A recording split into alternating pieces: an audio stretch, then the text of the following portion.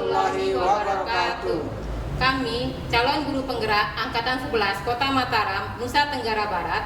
Saya, Heti Sri Hartanti Zahro. Saya Fatul Huda. Saya Desi Luciana. Akan melakukan demonstrasi kontekstual modul 2.3. Coaching untuk supervisi akademik. Selamat menyaksikan.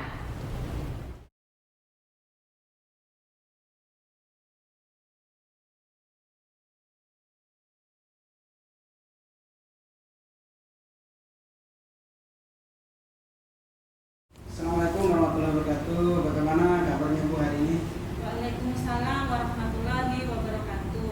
Alhamdulillah saya sehat Pak Huda. Gimana kabarnya Pak Huda hari ini? Alhamdulillah sehat Bu. Syukurlah kalau Ibu juga dalam kondisi yang sehat. Luar biasa ya, Ibu hari ini ada sesi coaching ya dengan Bu Heti. Iya betul Pak. Insya Allah nanti habis jam istirahat saya akan melakukan coaching dengan Ibu Heti. Baik Bu. Kehadiran saya di sini untuk memberikan dukungan terhadap kompetensi coaching yang ingin Ibu kembangkan nanti ya Bu. Maka dari itu saya akan mengamati proses coaching yang akan Ibu lakukan. Apakah Ibu sudah siap untuk melakukan proses coachingnya? Iya Pak, insya Allah saya sudah siap dan saya juga berterima kasih karena Bapak sudah bersedia meluangkan waktu untuk menjadi pengamat saya melakukan coaching. Baik Bu. Sebelum kita memulai proses coachingnya, di sini ada beberapa hal yang ingin saya sampaikan terkait rubrik penilaian dalam observasi saya, agar Ibu juga tahu nanti poin-poin apa saja yang akan menjadi acuan saya dalam penilaian. Baik Pak Huda. Jadi saya harapkan dalam proses percakapan nanti Ibu sudah memiliki prinsip dari seorang coach, yaitu kemitraan, kemudian proses kreatif dan memaksimalkan potensi. Dan tentunya Ibu juga sudah memiliki kompetensi yang meliputi presence, yaitu kehadiran penuh, kemudian mendengarkan aktif dan mengajukan pertanyaan yang berbobot. Tentunya menggunakan teknik rasa, receive, ask, praise, and appreciate. Receive bisa menerima pernyataan dari coach, kemudian Ibu juga bisa memberikan pertanyaan terbuka, merangkum pertanyaan maupun permasalahan dari kunci dan mampu memberikan apresiasi tentunya. Selain itu juga saya berharap nanti dalam proses percakapan ketika melakukan sebuah coaching, Ibu jangan lupa untuk menerapkan alur cerita, yaitu dimulai dengan menetapkan tujuan, kemudian mengidentifikasi masalah, rencana aksi dan juga tanggung jawab. Itulah rubrik penilaian yang akan saya jadikan acuan dalam mengamati Ibu sebagai seorang coach. Bagaimana? Apakah sudah jelas rubrik penilaiannya? Alhamdulillah sudah sangat jelas sekali Pak. Insya Allah saya sudah paham. Baik, kalau begitu selanjutnya sebelum memulai proses coachingnya, ini ada beberapa pertanyaan yang ingin saya tanyakan. Boleh Bu? Ya tentu saja boleh Bapak. Baik Bu, untuk pertanyaan pertama nih, kira-kira kompetensi coaching yang mana nih yang ingin Ibu kembangkan dalam proses coaching nanti? Untuk kompetensi yang ingin saya kembangkan ada dua nanti Pak, yaitu mendengarkan aktif dan mengajukan pertanyaan yang berbobot, tentunya dengan teknik rasa. Luar biasa, mendengarkan aktif dan mengajukan pertanyaan yang berbobot ya. Nah, dari dua kompetensi ini, kira-kira bagian kompetensi yang mana yang secara spesifik ingin dikembangkan? Untuk kompetensi spesifik yang ingin saya kembangkan adalah mendengarkan aktif, supaya saya menggali potensi dan nantinya coach saya dapat menemukan solusi yang sesuai dengan permasalahan yang beliau temui. Baik, memang mendengarkan adalah salah satu kunci ya, agar menggali banyak hal dari seorang. Nah Bu, untuk pertanyaan yang terakhir, perihal indikator ketercapaian, kira-kira tolak ukur yang bagaimana nih terkait indikator ketercapaian yang ingin Ibu tuju dalam proses percakapan ini? Indikator keberhasilan yang ingin saya tuju itu yang pertama, bahwa nanti dalam proses coaching saya akan menerapkan alur cerita secara runtut. Kemudian saya bisa menggali ide-ide dari coaching sendiri agar beliau dapat menemukan solusi atas permasalahan yang beliau temui. Baik, semoga dari indikator yang sudah Ibu sampaikan terkait prosesnya meliputi alur cerita, kemudian ide-ide dan solusi dari uji, bisa tergali dengan sangat maksimal dan semoga bisa tercapai dalam proses percakapan nantinya ya Bu. Amin ya Rabbal Alamin. Hanya itu Bu yang ingin saya tanyakan, dan selebihnya setelah ini silakan Ibu bisa memulai percakapan dengan kuncinya, dan saya berharap proses percakapan nanti bisa berjalan lancar sesuai dengan indikator keberhasilan atau ketercapaian yang sudah Ibu tentukan tadi. Baik Pak, saya sudah siap. Baik Bu, silakan dimulai proses kuncinya.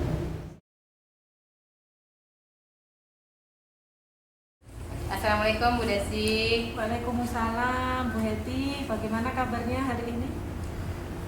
Alhamdulillah kabar saya baik Bu. Cuman ada beberapa yang sedang saya pikirkan ini terkait masalah anak-anak di kelas.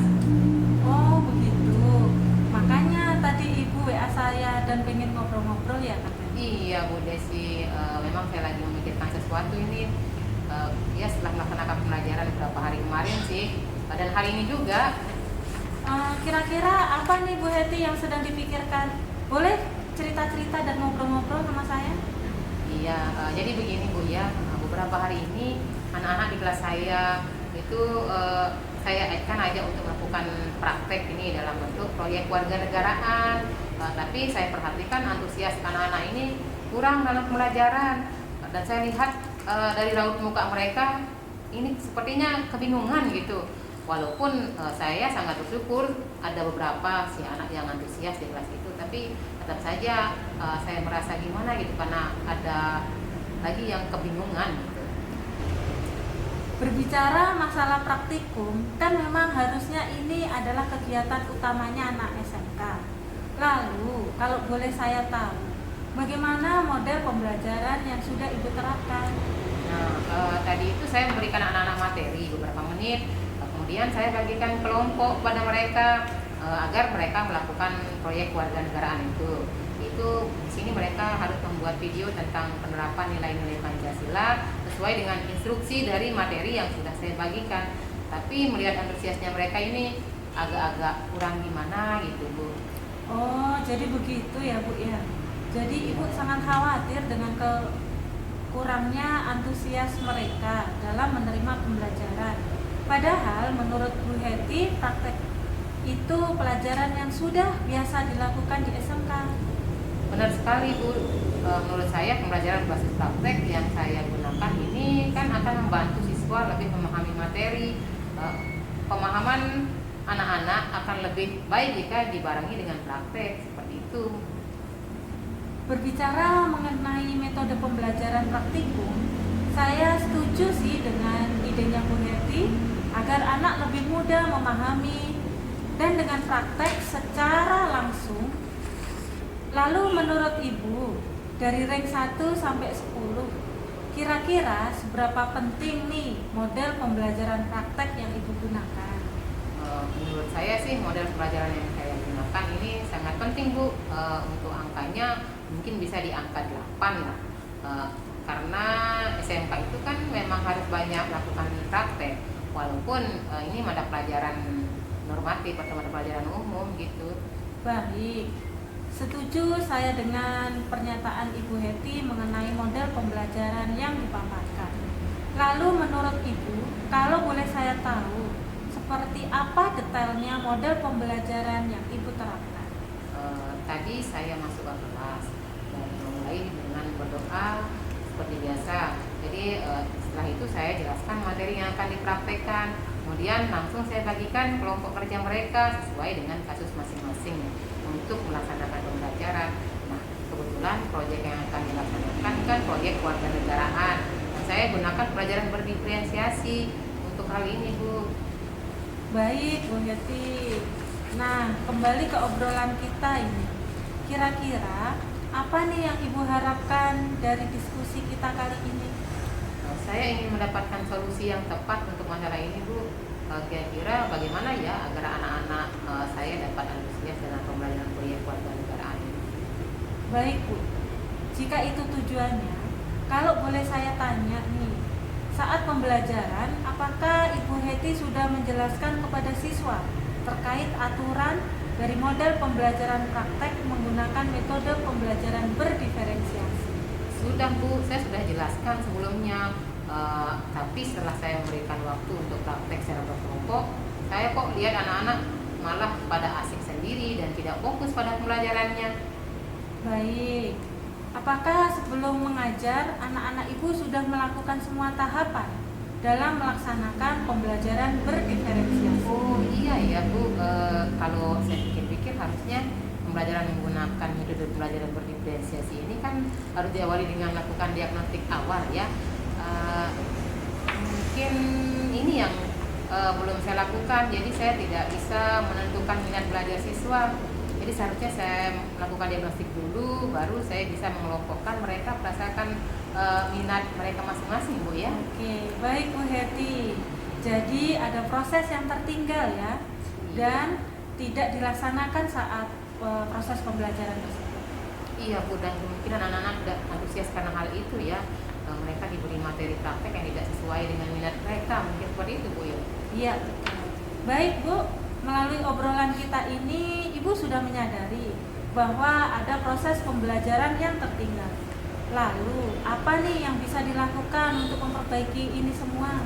Mungkin dengan saya akan mencoba memperbarui modul ajar saya agar tahapan dalam pembelajaran berdiferensiasi lebih terurut dengan baik dan melakukan tahapan terutama diagnostik awal kepada murid supaya saya bisa menentukan minat mereka. Baik Bu Heti, dari kedua opsi yang sudah Ibu tawarkan tadi, mana nih yang bisa dilakukan segera?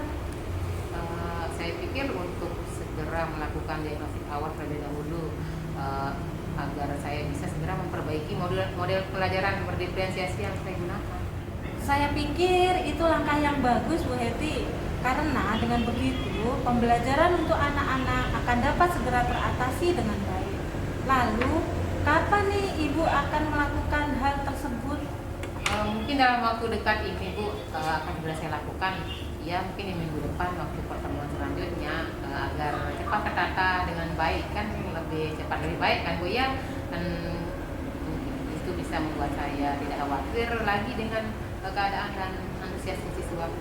Nah, sekarang Ibu sudah menceritakan terkait masalah yang Ibu hadapi dan sudah menemukan solusi terbaik yang akan segera dilakukan dalam waktu dekat ini ya Bu Heti ya.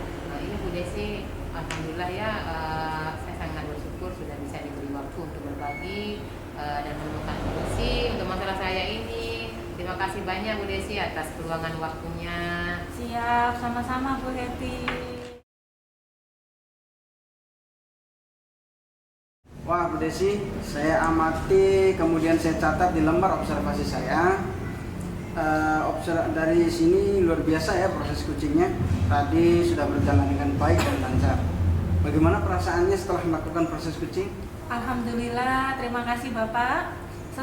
Setelah saya melakukan coaching, saya merasa kompetensi yang saya harapkan sudah bisa tercapai. Saya juga merasa bahagia karena bisa berbicara dengan baik bersama coach saya sehingga semua permasalahan bisa tersampaikan dengan baik. Oh ya Bu, terkait kegiatan coaching ini, jika kita merujuk pada kompetensi coaching, kira-kira apa saja yang sudah Ibu lakukan pada proses coaching tadi? Baik Pak, tadi yang sudah saya lakukan, saya berusaha untuk hadir secara penuh dan di sini mendengarkan apa yang sudah diceritakan oleh coach ke saya. Kemudian yang kedua, saya berusaha untuk menerapkan alur tirta, mulai dari tujuan identifikasi masalah, kemudian rencana aksi dan tanggung jawab. Jadi tadi saya sudah menanyakan komitmen coach untuk melaksanakan rencana yang telah dia susun. Baik Bu, ini sepertinya sudah saya catat di sini. Jadi apa yang dikatakan tadi yang disampaikan persis sesuai dengan apa yang dicatat di lembar observasi. Di catatan saya yang pertama bahwa Ibu sudah menerapkan prinsip coaching, kemudian Ibu juga sudah melaksanakan proses kreatif yang mana dapat menggali ide atau solusi dari coach sendiri, kemudian dapat memaksimalkan potensi dari coachingnya. Tadi coachingnya itu menemukan banyak solusi gitu ya, yang mana solusinya belum terbayangkan. Nah, ketika ngobrol sama Ibu akhirnya terbayangkan dan tersampaikan. Justru beliau sudah membuat rencana aksi untuk solusi dari permasalahan yang beliau temui. Kemudian juga sudah melakukan alur tirta, yaitu mulai dari menyampaikan tujuan, kemudian identifikasi masalah, kemudian rencana aksi dan tanggung jawab. Dan di catatan saya, Ibu juga sudah melaksanakan kompetensi inti, yaitu kesadaran penuh dan menanyakan pertanyaan yang berbobot. Dari coaching ini kira-kira kompetensi apa lagi yang ingin Ibu kembangkan? Baik, karena tadi saya sudah berusaha untuk mengembangkan kesadaran penuh dan memberikan pertanyaan berbobot dari hasil catatan observasi tadi. Kedepannya saya akan mengembangkan lagi kompetensi tadi dan kompetensi yang lain. Mungkin saya harus melakukan latihan lebih banyak lagi terkait coaching, terutama untuk mengembangkan kompetensi kesadaran penuh, mendengarkan aktif dan mengajukan pertanyaan berbobot. Baik, semoga Ibu semakin banyak melakukan coaching, semakin memiliki kompetensi otomatis. Kalau ketiga-tiganya kompetensi ini dapat dikembangkan, semakin bagus dalam melaksanakan coaching. Saya pikir cukup untuk hari ini. Terima kasih Bapak. Sama-sama Bu.